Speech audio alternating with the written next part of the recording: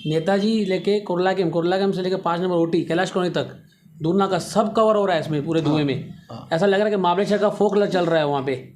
ऐसा चल रहा है वहाँ पे, पब्लिक पूरी उसमें आ रही है और वहाँ पे बच्चे भी होंगे, बच्चे भी हैं वहाँ पे, पूरे संक्रमित हो रहे हैं। मैं महाराष्ट्र राज्य के मुख्यमंत्री साहब से मैं निवेदन करना चाहूँगा कि प्लीज़ इस मुद्दे पे आप ध्यान दीजिए। ये आपके लिए मुद्दा एक दिन में आप हटा सकते हो dumping ground.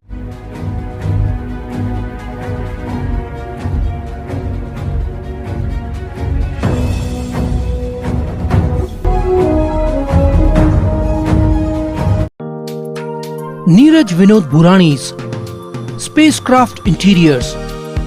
Your space, our craft. Experienced and professional team. No hidden charges. Luxurious designs. Follow us on Instagram. Spacecraft Interiors. Your space, our craft. आपकी प्रॉपर्टी है आपकी शक्ति। आपके सपनों को पूरा कीजिए लोन अगेंस्ट प्रॉपर्टी के साथ।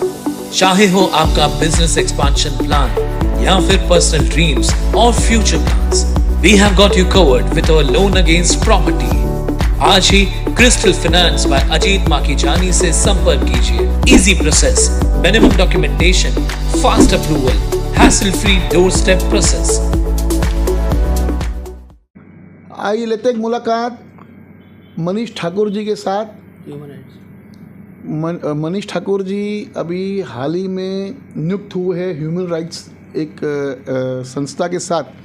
ह्यूमन राइट्स का काम है जो भी शहर की जो समस्याएं हैं उनको जोरदार तरीके से उठाना है और उसको एक मुकाम तक पहुंचाना है। अभी हाल ही में एक मुद्दा जो आपने मनीष जी उठाया, ये था डंपिंग ग्राउंड का मुद्दा। इसके पहले भी काफ़ी नेताओं ने इस मुद्दे को उठाया, कुछ लोग ने धरने भी दिए, लेकिन ये डंपिंग ग्राउंड तस का मस इधर का इधर ही है। काफ़ी नेताओं ने प्रयास किया। ये भी हमें शिकायतें आई थी कि उल्लासनगर 5 परिसर में लोगों की तबीयतें ख़राब हो रही है। कुछ लोगों को उल्टी का ख्याल होता है, वॉमिटिंग का, कुछ लोगों को चक्कर आते, कुछ लोगों के लंग्स में धुएँ भर रहे हैं, जिस प्रकार के वो एक जहरीला जो धुआं उड़ता है जिसके कारण काफ़ी लोग बीमार हो रहे हैं शहर के अंदर। तो जब आपने ये इशू उठाया, क्या आपने सोचा कि भाई इस मुद्दे को मैं किस प्रकार से शुरू करूं और इसको किस अंजाम तक लेके जाऊं? पहले आपने शुरुआत की इस मुद्दे की, ये पहला चरण जो आपका था, आपने पहली शिकायत कौन सी विभाग में की? पहले तो आपको मैं धन्यवाद करना चाहता हूँ जैकी सर, फिर सुबह होगी मैं वेलकम, इंटरव्यू लिया हमसे। वेलकम। ये मुद्दा जो है 6 साल से गंभीर, ये जो मुद्दा है 6 साल से गंभीर मुद्दा है। हाँ 6 साल पहले यहाँ पे जो डंपिंग ग्राउंड यहाँ पे इनलीगल यहाँ पे अलाउड किया था, हाँ, उस टाइम से हम उसके अगेंस्ट थे। हाँ, दादा सतराम जी ने आवाज़ उठाई थी। हाँ, 6 साल पहले सही है। हम उनके साथ भी थे, हम उनको आंदोलन में उनके भी हमने सहयोग किया। फिर थोड़ा टाइम होके बात बंद हो गई, फिर शेरी लोग ने भी आवाज़ उठाई उस पर। हाँ, उस पर भी हमने आंदोलन किया, उनके साथ थे। फिर चलते फिर बात बंद हो गई। फिर यहाँ ऐसा पता चला कि अभी जगह बदलापुर में मिला है हमको, उनको जगह बदलापुर में मिला है, पर अभी तक वहाँ पे डंपिंग और शिफ्टिंग नहीं हुई है। तो यहाँ पे दिन ब दिन स्मेल बढ़ते जा रही थी, लोगों की गंभीर हालतें होती जा रही थी, ख़राब होती जा रही थी।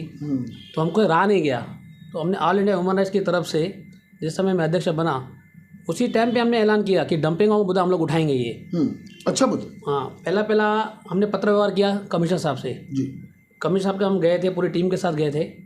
कमिश्नर साहब से हम मिले, कमिश्नर साहब से हमने आश्वासन दिया कि 26 जनवरी के पहले डंपिंग ग्राउंड नहीं हटेगा। तो तब तक यहाँ पे क्या जो स्मेल का है, जो इतना लोग बीमार हो रहे हैं, उसका क्या होगा? तो कमिश्नर साहब ने हमको आश्वासन दिया कि हम फायर ब्रिगेड गाड़ियाँ लगाएंगे, वहाँ पे छिड़काव करेंगे।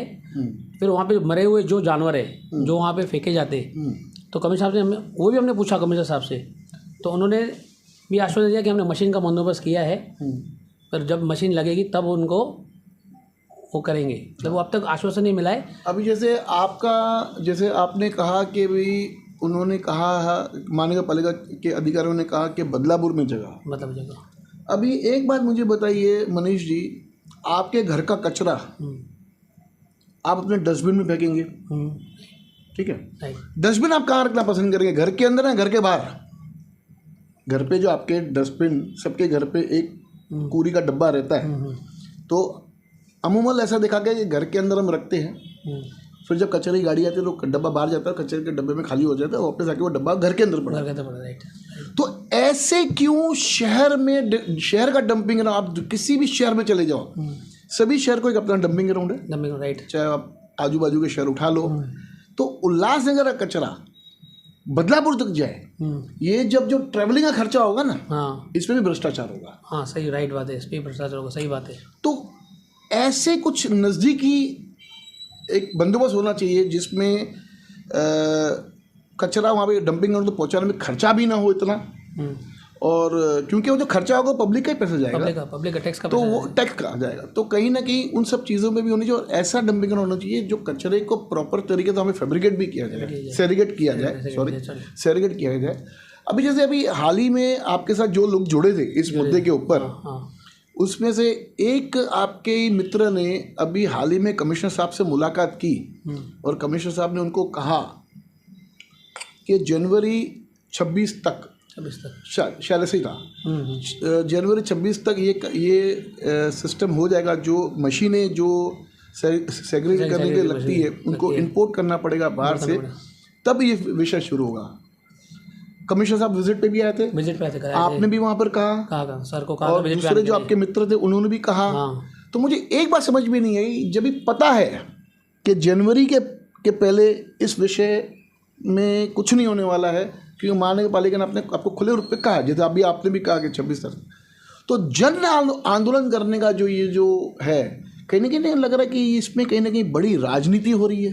क्या कहेंगे इस विषय में? प्रकाश जी जो कमिश्नर से मिल के आए, प्रकाश रोहरा जी, प्रकाश रोहरा जी जो कमिश्नर से मिल के आए उस दिन, तो कमिश्नर ने उनको, कमिश्नर पर निवेदन लेके गए थे कि यहाँ पे मेडिकल कैंप लगाया जाए।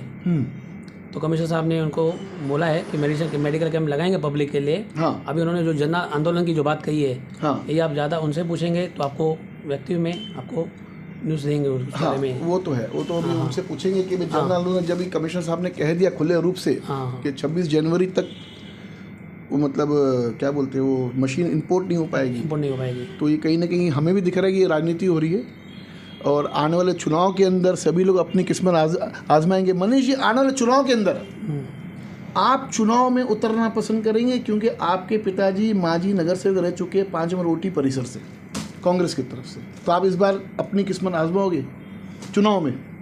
जनता जनार्दन का सहयोग रहेगा तो मैं ज़रूर आजमाऊंगा इस बार। क्या ऐसे आपके वार्ड के कुछ मुद्दे होंगे जिसको लेके आप पब्लिक के बीच में जाओगे? पब्लिक के तो बहुत सारे मुद्दे हो रहे हैं यूएमसी के अंदर। नहीं, आपके वार्ड के? हमें वार्ड के मुद्दे तो हमारे बहुत है। सफाई के मुद्दे हैं, पानी की समस्या है, नाले के अंदर कचरे भरे हैं बहुत। सही। पब्लिक का मना बहुत परेशानी है पब्लिक को। तो ये 5 साल में तो कुछ काम हुआ ही नहीं, किसी नगर से ने कुछ काम नहीं करके दिखाया है इस 5 सालों में। सही है। इस पिछले 5 सालों में काफ़ी ऐसे नहीं, खाली आपके परिसर में, पूरे उल्लासनगर में कहीं पे भी डेवलपमेंट नहीं हुई है, कुछ नहीं हुआ है। डेवलपमेंट रोड के रास्ते के पूरी खस्ता हालत लगी पड़ी है। अभी ये डंपिंग ग्राउंड पे सफलता पाने के बाद में आगे चल के ऐसा कौन सा मुद्दा उठाओगे शहर के हित में?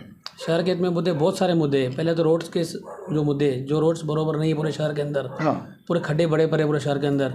एमएससी के बीच जो लाइन से ऊपर से जो है उसको अंडरग्राउंड करने हैं, उस बात पे भी हम लोग आएंगे आगे चल के।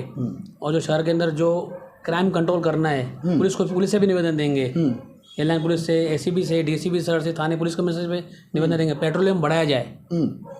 सही बात, पेट्रोलियम बढ़ाया जाए, क्राइम को ऊपर कंट्रोल करना चाहिए।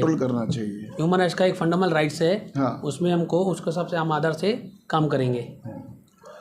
आने वाले वक्त में देखेंगे कि महानगर पालिका कब तक डंपिंग ग्राउंड का कुछ फैसला कर सकती है, कब तक होगा इस फैसला। सही माने में कमिश्नर साहब से एक निवेदन है कि कमिश्नर साहब इस पर थोड़ा सीरियस होकर आप वर्किंग करेंगे तो उसका हल निकलेगा। पब्लिक की उम्मीदें आपके साथ जुड़ी हुई है, और जिस प्रकार का धुआं उठता है, मानो आपने भी अभी विज़िट किया, मानो मैं जो भी वहाँ से उस परिसर से गुजरता है, मैंने भी काफ़ी लोगों को देखा है, लोगों को तकलीफ़ें बहुत होती है। कल को ऐसा ना हो कि उल्लास शहर के अंदर अस्थमा के पेशेंट्स बढ़ जाए, और वो जो स्थिति है जो अभी काबू में है वो काबू से बाहर निकल जाए, तो एक और बार उल्लासनगर को भुगतना पड़ेगा एक बीमारी के तहत। तो ये विश्वास है कि भाई कमिश्नर साहब इस पर ध्यान देंगे। आप कुछ बोलना चाहेंगे? बोलिए। ये जो धुआं है, जो स्मेलिंग जा रही है, हाँ। नेताजी लेके कुर्ला से लेके 5 नंबर ओटी कैलाश कॉलोनी तक दूरना का सब कवर हो रहा है इसमें पूरे धुएं में। ऐसा लग रहा है कि महाबलेश्वर का फोक चल रहा है वहाँ पे। हाँ। ऐसा चल रहा है वहाँ पे। और मैं एक रिक्वेस्ट करना चाहूँगा हमारे आदरणीय जो हमारे महाराष्ट्र के राज्य के जो मुख्यमंत्री है, हाँ। श्री एकनाथ शिंदे साहब से, हाँ।